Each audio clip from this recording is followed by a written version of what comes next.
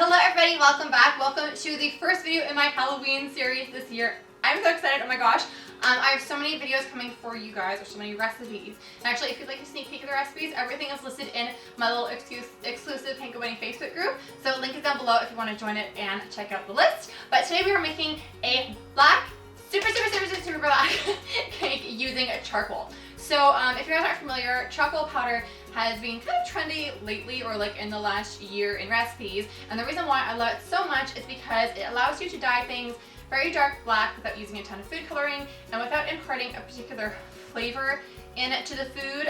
Food coloring, if you use enough of it, you can kind of taste it, but with charcoal, you can't, and you can buy a ton of it on Amazon. So if you guys want to pick some up, I'll have it linked in the description box below. But today we're adding some charcoal powder to the cake and the buttercream, and we're topping it with some black sprinkles to make it look like I think this is like a chic way to celebrate Halloween and do a cool Halloween dessert, just because it's like super kind of dark and like moody and like gothic because it's all black. But yeah, anyways, let's get started. So first things first, we're gonna make the cake. So this is a chocolate cake, my absolute favorite chocolate cake recipe. This is so moist, and we're just gonna add some charcoal powder to it to make it extra dark. So first, what you want to do is place some flour, sugar, cocoa powder, baking soda, charcoal powder, and salt in a large bowl and mix together.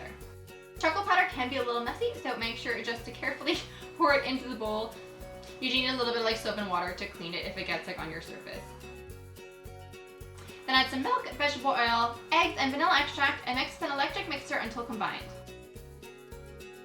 Then slowly add some boiling water and mix until well combined. Grease and flour 4 6-inch round baking pans, then divide the batter between the pans and bake at 350 degrees Fahrenheit for about 30 to 35 minutes, or until a skewer inserted into the centers comes out clean. Then cool completely.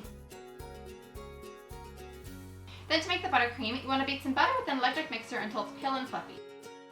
Add the vanilla extract and charcoal powder and mix until combined. Then add some confectioner sugar 1 cup at a time, beating with each addition. To assemble, slice the tops off the cakes to smooth the surface. And normally I slice off the bottoms as well to remove any excess browning, but because these cakes are basically black, like they look completely burnt, but they're not, I promise, you can't see any extra browning, so we're just slicing off the tops to keep them nice and flat and level. Stack the cakes and spread some buttercream between each layer. Then coat the cake in a thin layer of buttercream called a crumb coat. And this is going to catch any excess cake crumbs that are on the cake, and it'll catch it in that thin layer of buttercream. Then pop the cake in the fridge for 20 minutes to chill.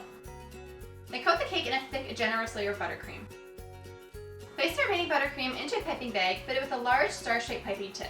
So the number piping tip I use is the number 2D, and I'll link that in the description box below if you want to pick it out. It's really helpful for like any kind of, I don't know, like ribbony kind of dollop that you want to make. Perfect for cupcakes, perfect for cakes like these. It's so versatile. It's like my most used piping tip, so if you're looking to just get one and play with it, I recommend this one.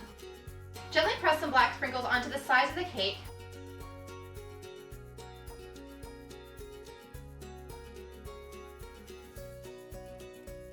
And pipe little dollops of buttercream onto the top of the cake and sprinkle with some black sugar, and you are done. So thank you guys so much for watching. I hope that you liked this video. I think it's so cool. Like if you're having friends over and you want it to be a little like a bit chic, having just like a black cake. This is so pretty, but it's still like Halloween because of the color. I think that it's so cool. Obviously this works with cupcakes as well. Just a little note, you might want to serve a drink with these because charcoal powder doesn't stain your teeth, but it like can darken your teeth and your tongue a little bit. So might I suggest my little cocktails that I made last year? Link in the cards right here. They look like specimen jars. They are so cool and they taste really good too. It was very popular on Instagram actually, so I recommend making these. They're super easy to make and they taste really good, and also pretty Halloween-y. But I'll also have my Halloween playlist linked in the cards if you want to check it out and look for any other Halloween recipes later today, because Friday's video ended up going on Monday, so we're just jamming 6 videos into this week.